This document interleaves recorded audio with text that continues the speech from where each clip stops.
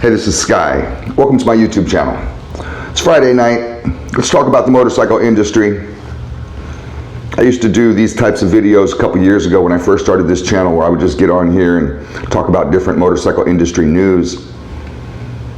So let's get into it. I don't really know how to do any editing, so for any kind of pictures, I'll just hold up my tablet. It's a large tablet.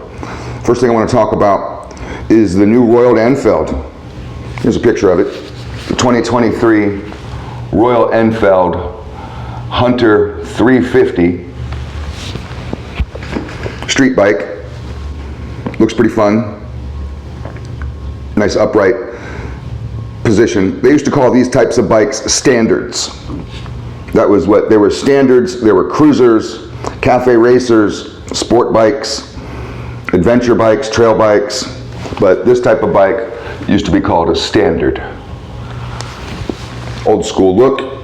Royal Enfield used to be with their factories in India, and I thought I had read that they moved them back to England, that they reshored them back to England, but I'm not positive on that. Some of you guys may be following Royal Enfield more than I do. Royal Enfield is typically single cylinder. They may put out a double cylinder, but most of them are single cylinders.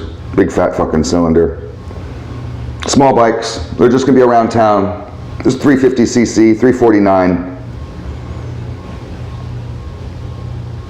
I mean, they're not really that fast. But when you're around town, you're zipping around town, light to light, you could really wind this thing up. You could do pretty good. You feel like that you'll be having fun. I'm scrolling through the article to see if anything stands out at me as far as stats. It does say that the bike is shorter than some of the others. It's a full 20 millimeters shorter than the classic 350 that they make.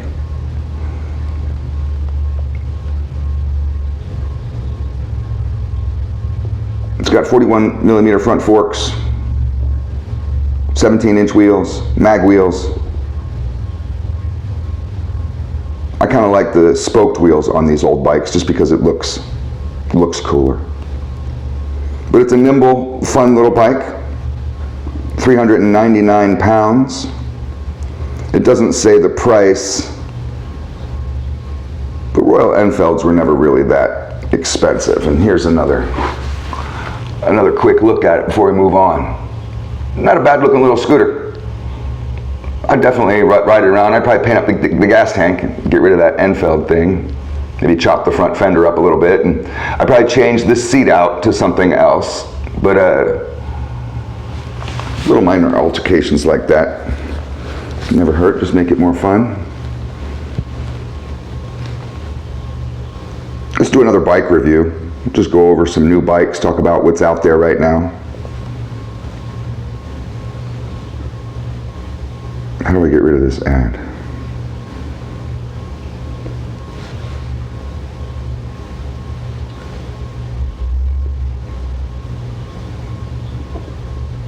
Oh, there we go. All right.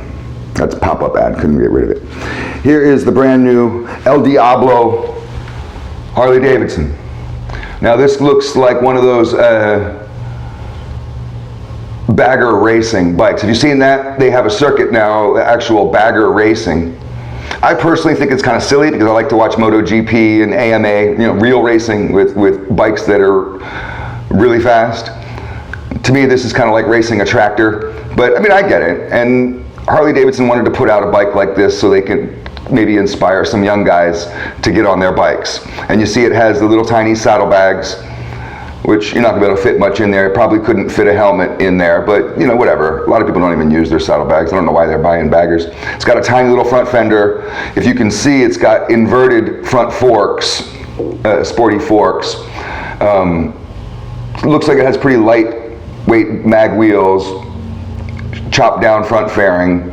This bike is loaded with all the technology, Bluetooth and radio. It's got a 5-inch woofers, 250 watt amplifier. I don't care for any of that bullshit.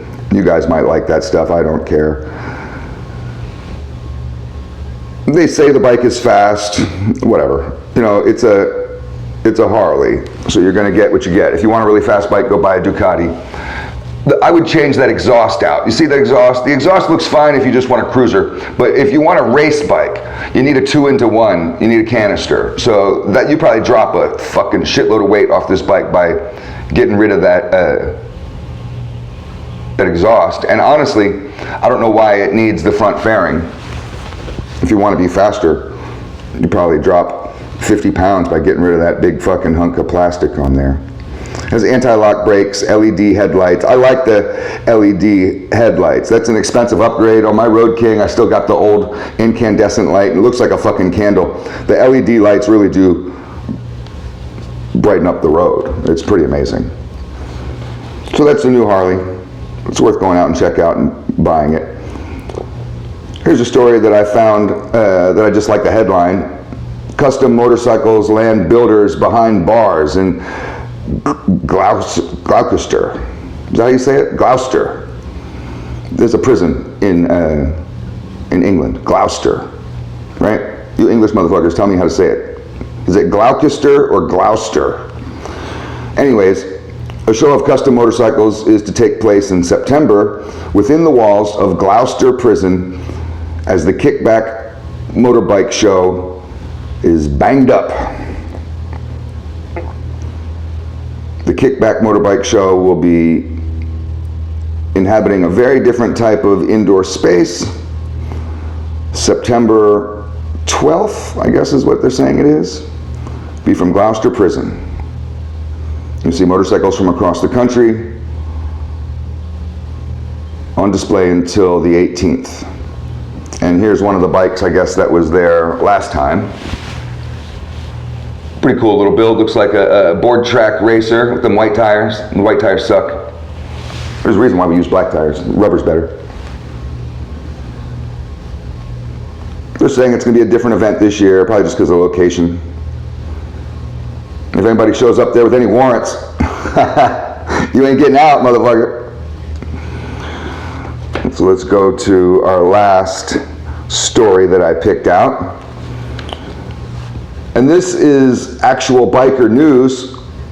I pulled this off the Biker Trash Network if you're interested in this type of story. This is about the Mongols Motorcycle Club, and I thought this was funny. I really got a kick out of this. Now, this relates to another video that I made. I made a video about the Mongols Motorcycle Club and my interaction with them that happened many, many years ago, close to 20 years ago. And the Mongols were just growing their membership in Florida at the time. I was starting to think about starting my own motorcycle club, and that was why the Mongols had approached me. They weren't people that I would normally hang out with. Honestly, I'm not trying to offend anybody, but I wouldn't normally interact with the Mongols. But they came into my shop and asked me if I wanted to be sponsored by them. So let's just get into this story, and I'll tell you how it relates to me. Largo, Florida, USA, August 29th, 2022. A Pinellas grand jury has indicted a member of the Mongols Motorcycle Club who is accused of killing another motorcycle club member he believed to be a police informant. So, a Mongols Motorcycle Club member, a patched member, is accused, didn't mean he did it, he's just accused, of killing a member of another motorcycle club. Now, we haven't gotten down the article yet, but most likely it's an under club. Paul Migalevsky, age 48, faces a first-degree murder charge in the April shooting death of Dominic Paternoster, 48, of Palm Harbor, a couple Florida boys. Paternoster was a member of the Raiders Motorcycle Club. See, this is what made me laugh. When I read that shit, I burst into fucking laughter. This is so hilarious. The Raiders Motorcycle Club. It's a feeders group for the Mongols.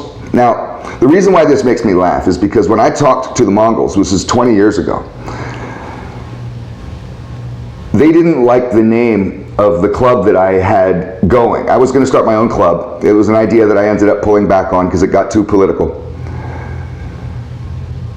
And the Mongols wanted me to change the name to the Raiders. And they said they had set another club up out west somewhere, Las Vegas or Arizona somewhere, as the Raiders, and they wanted to expand that club to here, and they had a logo and they had everything, and they were like, so you're going to be the Raiders, forget the name that you had, we're going to make you the Raiders, and you're going to wear these vests and whatever that we got for you, and we're going to stack your club full of members, and you're going to be a a farm club for us, so we're going to be able to pull members from you, and you'll do what we say, and if we call you to action, you'll have to do it. And that was where me and my brother were just like, look, this is totally not going to happen. You know, nice to meet you, but no thanks. So we literally laughed him out. There's no possibilities, no way. But this made me laugh because they found somebody. Apparently, they found somebody to take the bait, and then they killed the guy. The two clubs share a clubhouse in Tampa. So this is the Tampa chapter. They share a clubhouse. I guess they're not anymore. The paternoster was not just killed, he was executed, said the sheriff. Now, the sheriff declined to say whether paternoster was actually an informant or not. We don't know this. They don't say in the story. He might have been an informant. I'm not condoning killing cops or killing anyone, but that kind of stuff does happen. It's the reality of the game, you know. They were at the Mongols clubhouse together on April 27th. The night paternoster was killed. Video evidence shows the guys hanging out earlier that night. So that's really all they got on this guy. If that's all they got, then there's a good chance this Mongol will get off. A good chance. He just has to keep his mouth shut, lay low. They'll probably let him out, be no big deal. Motorcycle News, thanks for watching.